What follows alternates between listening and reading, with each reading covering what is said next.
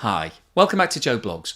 In this episode, I want to talk about the latest political moves that Russia have made with regards to the occupied territory. As you'll be aware, around 20% of Ukraine is currently occupied by Russian forces. And it's been announced that some of the regions are now going to hold referendums to vote on whether or not they would like to officially join Russia. Now, this is exactly the same as what happened in Crimea in 2014. And that referendum went ahead, and of the people who voted, 97% voted in favour of joining Russia, and therefore Russia declared the annexation. And this is something that we've been expecting that Russia would do with regards to the occupied territory in Ukraine. So in this video, I'll run you through the announcements that have been made. We'll have a look at the map of Ukraine and talk about the ethnicity of the areas that are being occupied and the languages that are being spoken and why Russia is trying to annex this part of Ukraine. We'll talk about the legal position because there's a difference of opinion between Russia and the West as to whether or not this referendum is legal. We'll then run through a bit more detail on the 4 regions of Ukraine that Russia is occupying. We'll have a look at what happened in Crimea in 2014 and what the comparison is with what's happening today. And then finally today, I'll wrap up with my summary. So what I think is likely to happen here over the course of the next month or so, what the implications of this are for the war as a whole, and what the implications are for the global economy. So before we get started on all of that, if I could ask you to give me a thumbs up at some point during this video if you're enjoying the content. Please subscribe if you haven't done so already. I'm on that push for 200,000 subscribers, so if you can help out, that would be great. Don't forget, I always include chapters in these videos, so if there's a section you're not that interested in or you haven't got time to watch the entire video, you can skip over stuff. And if you'd like to support the channel, please have a look below where you'll find links to YouTube, super thanks and membership, as well as Buy Me a Coffee and Patreon and Amazon links.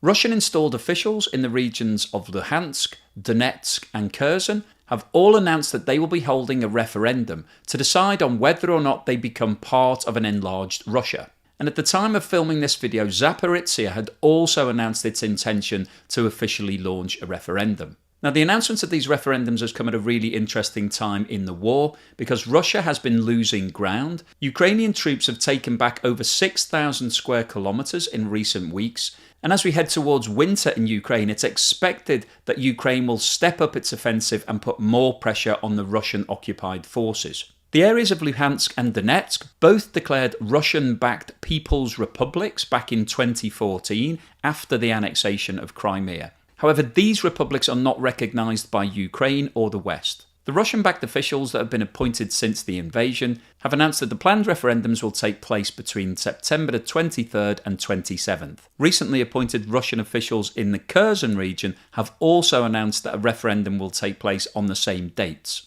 The former president of Russia and current deputy chairman of the Security Council stated that the outcome of the votes would be irreversible and give Moscow carte blanche to defend what it would regard as legally its own territory. Encroachment onto Russian territory is a crime which allows you to use all the forces of self-defense, he said in a Telegram post. This is why these referendums are so feared in Kyiv and the West. No future Russian leader would be able to constitutionally reverse their outcome, he added. The head of Russia's State Duma, the lower house of parliament, said that the chamber would support the regions joining Russia if they voted to do so, and that they would completely change the vector of Russia's development for decades, and not just for our country. The geopolitical transformation of the world would be irreversible once the new territories were incorporated into Russia. At this stage, it's unclear how the referendums will be held, in view of the fact that Russian-backed forces only control around 60% of the Donetsk region, and Ukrainian forces are actively trying to retake Luhansk. Pro-Russian officials previously said that the referendums could be held electronically. So what's going on in Ukraine, and why have Russia invaded the country, and why are they trying to annex large parts? Well, all of this really dates back to the history of the Soviet Union. When Ukraine was part of the Soviet Union, there was an active policy to move Russians into the area and move Ukrainians out of the country. And between 1959 and independence in 1991, the percentage of Ukrainians in Ukraine reduced from around 77% to 73%. And during that period, because it was under Russian control, the official language that was used in government and public life was Russian. And if we look at this language map of Ukraine, it plots the first language spoken by all of the people in Ukraine in the whole of the country. Now, Ukrainian is depicted in brown here, and Russian is depicted in blue. And you can see that there are pockets of Russian-speaking areas. The largest and most significant of these is the Crimea, which is the section at the bottom. And as I'm sure you'll be aware by now, that area was invaded by Russia in 2014. A referendum was held, and 97% of all of the people voted that they wanted to rejoin Russia, and that has now been annexed. But if we look at the other areas on this map, you can see that the areas that are predominantly Russian-speaking are the areas that are currently occupied by Russian forces. So what Russia is proposing to do here is exactly the same as they did with Crimea. They're looking to have a referendum for the people of these areas to vote that they want to join Russia, and this whole area across the eastern coast of Ukraine will then become part of Russia. So this map gives you a good visual representation as to why Russia is trying to take this land. It sees these people as predominantly Russian, even though they are actually living in Ukraine and they are officially Ukrainians. And effectively, Russia wants to move the boundary to take back all of this area. Now, obviously, when you're looking at a map of the country, it's difficult to dig down into the detail because we're just looking at percentages. We're just saying, is this area predominantly Ukrainian speaking or Russian speaking? So let's have a look in a bit more detail at the 4 regions that have proposed a referendum to decide whether or not they would like to join Russia. Donetsk is the largest of the 4 regions with a population of 4.1 million. And following the independence of Ukraine in 1991, it became the industrial heartland of the country. The city was the political stronghold of pro-Russian politician Viktor Yanukovych, who with the support of local businessmen was elected as the president of Ukraine in 2010. However, widespread corruption and his heavy-handed response to the Maidan protest movement led to his removal from power in February 2014. In April 2014, Russian-backed militants and Russian troops in uniforms that lacked insignia seized control of a broad swathe of Ukrainian territory in the Donetsk basin. The rebels declared Donetsk to be the capital of the self-proclaimed Donetsk People Republic, and fighting continued throughout the region. By the start of 2022, fighting in the region had claimed more than 14,000 lives. The 2001 census that was held in Ukraine, which is the last official on record, showed that 65% of the population of Donetsk had Russian ethnicity, and that around 90% of all of the citizens spoke Russian as their first language. So this is a real stronghold for Russia in terms of having people who speak Russian and who see themselves as being Russian. Luhansk is the second largest region with a population of 2.1 million and also has an industrial background, using the coal that's found in the local area. Alongside Donetsk, Luhansk was also subject to an uprising of Russian support and also declared itself as a republic independent from Ukraine in 2014. Russia officially recognised the sovereignty of the Luhansk People's Republic. However, this has been widely condemned by Ukraine and the rest of the world. Now, the balance of the population in Luhansk is much more even than it is in Donetsk. In the 2001 census, 50% of the population saw themselves as Ukrainian heritage and 47% as Russian. In the same census, 85% of the locals stated that they spoke Russian as their first language. However, this has been heavily influenced by the control of Russia during the Soviet Union era. Zaporizhzhia is the third largest region with a population of 1.7 million. In 1932, the largest hydroelectricity station in the world at that time was constructed. And because of the power that this generates, the area has grown up to be a big steel manufacturing region and includes major iron and steel plants, including one of the largest strip rolling mills in Ukraine. Other economic activities in the city include the manufacture of cars, electrical apparatus, and the chemical industry, which is supplied by coke byproducts. This region predominantly sees itself as Ukrainian, with the census in 2001 showing that around 25% of inhabitants see themselves as having Russian heritage, although despite that, around 60% of all the population do speak Russian as their first language. But again, this is a legacy as a result of the policies introduced during the Soviet Union era. Kherson is the smallest of the 4 regions with a population of 1 million, but is an important region as it has direct access to the Black Sea. As a result of this, the city has a heritage of shipping and shipbuilding and has developed other industries such as engineering, oil refining and cotton textile manufacturing. Kherson was the first major city to come under Russian occupation in the recent invasion. And interestingly, in March, the Russian military called on local Ukrainian authorities to cooperate with them and announced their intention to hold a referendum on the proclamation of the Kherson People's Republic. Residents of Kherson and the surrounding towns responded with civil disobedience and organised peaceful protests of many thousands through social networks under the slogan, "My city is Ukrainian." On the 12th of March 2022, the democratically elected Kherson Regional Council adopted a resolution proclaiming the planned referendum illegal, which is obviously very interesting in light of the latest referendum that's been called by the Russian authorities. As I mentioned at the start of the video, back in 2014, Russia invaded Crimea, and after a period of occupation, a referendum was held to decide whether or not the area wanted to revert back to Russian control. During the day, the few Russian troops in the streets weren't coercing the locals, they were besieging the remaining Ukrainian soldiers inside their barracks. The West maintains the referendum is illegal since Russia signed an international agreement to guarantee Ukraine's borders. The flags on the voting booths may look like Russian colours, but in fact they're Crimea's colours too. There were only two choices on the ballot paper. One simple, do you want to be part of Russia? And one complicated, do you want to go back to the 1992 relationship between Crimea and Ukraine? You couldn't just say you wanted things to stay as they were. And because the boxes were transparent, it was easy to see how people had voted. I could only spot two anti-papers. Everything is okay and calm and friendly, says the woman in charge. But not everyone's so happy. In the rain and cold this morning, we went to the town of Bakhchisarai, where a sizable majority of people are Tatars, Muslims who once owned the Crimea and were brutally uprooted under Stalin. Most are deeply unwilling to join Russia, and today they were staying indoors. We've spoken to various Tatar people here. No one wants to talk on camera. No one's going out to vote. They're scared. But at another Tatar village, they were much more outspoken. There is nowhere to vote here because the locals won't let their buildings be used for it. Amir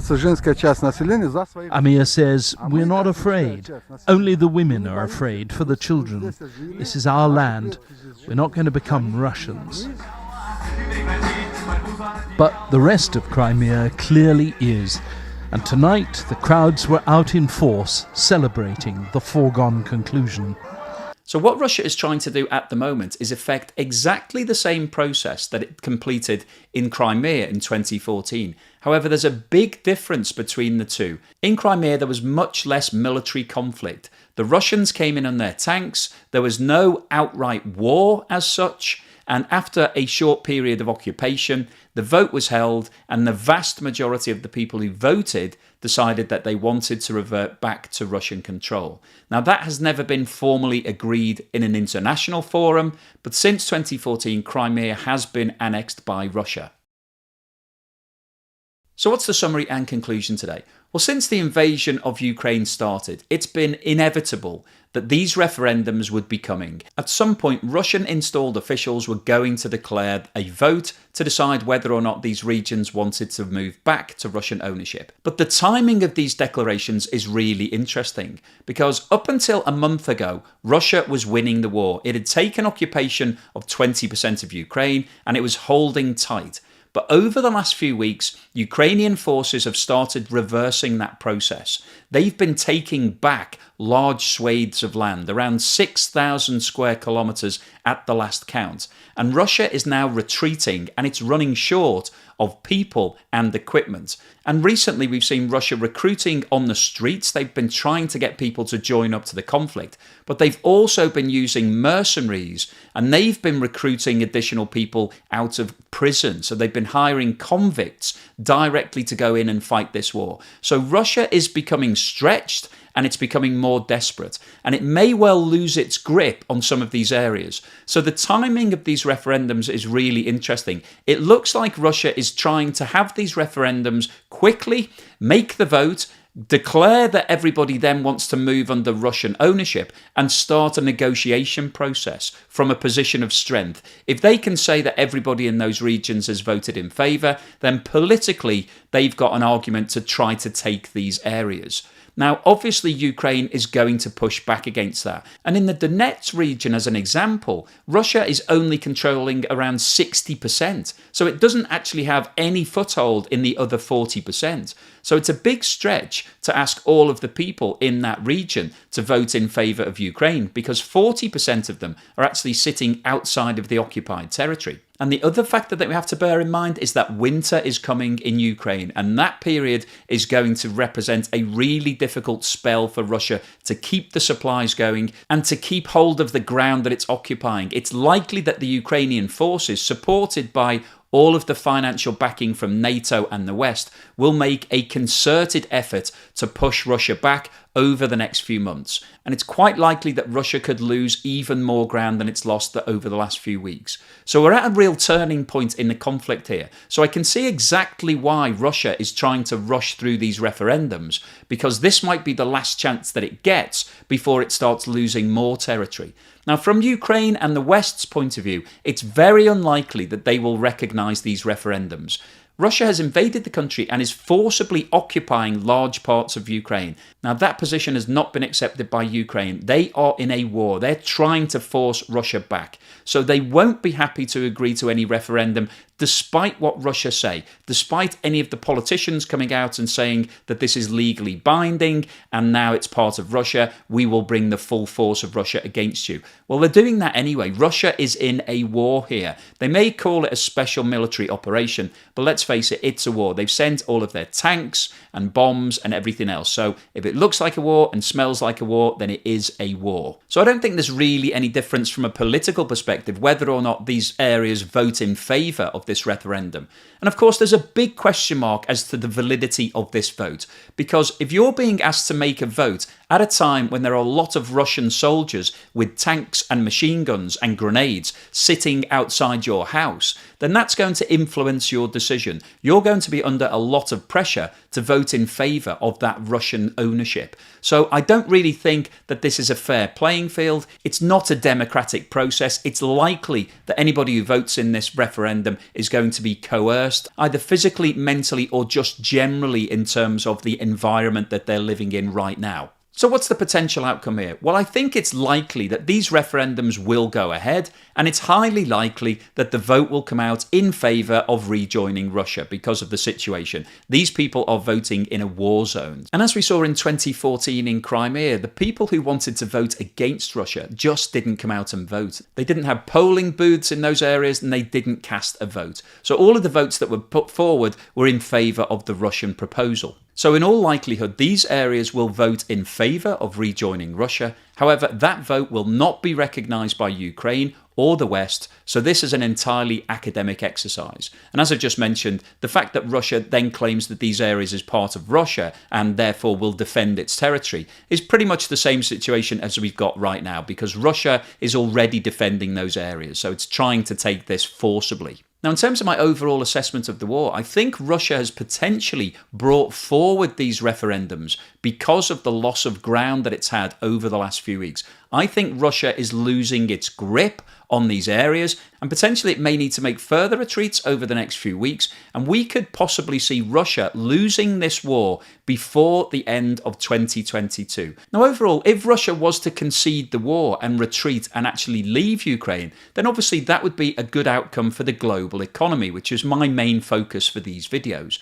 However, when you look at what President Putin has done historically, it would seem unlikely that he will actually abandon the war and go back to Russia. If you look at what happened in Chechnya back in 2000, Russia came up against fierce fighting from the locals, and Russia dug in, and that war lasted for almost 9 years. Now, hopefully, that's not going to be the situation in Ukraine. But I think what could happen over the next few months is that we may see Russia losing ground. We may see Ukraine making a big effort to close down the war. But I think they will retreat back to their strongholds, and then we may well see a long drawn out fight. So if this war doesn't conclude within the next 6 to 8 weeks, then I think it's likely that it will go on into 2023 and beyond. And of course, the implications of that for the global economy are really bad news, because the longer this war goes on, the more uncertainty we'll have with regards to oil prices and gas prices and food prices, commodity prices, and the more uncertainty we'll have with regards to financial markets. And we're already on the precipice of a global recession. Inflation is at really high levels all around the world. We're seeing interest rates being brought up. That's causing pain for a lot of people who've got debt. So it's likely that we're going to see a contraction of GDP globally over the next 6 months. But if this war does carry on for the next 6 to 12 months, then that contraction could continue all the way through 2023. So a peaceful resolution would be the best possible outcome for everybody. However, Ukraine is not going to concede these areas to Russia. Even if these referendums vote in favour of joining Russia, Ukraine won't agree to that. And Ukraine is being fully supported by the West. So you've got a large chunk of the world who won't agree to Russia's demands. And because of what's happened in Crimea, I think Russia will look to these votes as being legally binding. And so we may well have a Mexican standoff, and this war could easily carry on for the next 6 to 12 months. So I'll keep you posted on any further news and developments as and when they happen. Hopefully you've found today's episode interesting, informative and thought-provoking. If you've liked what I've said, please give me a thumbs up and don't forget to subscribe if you haven't done so already.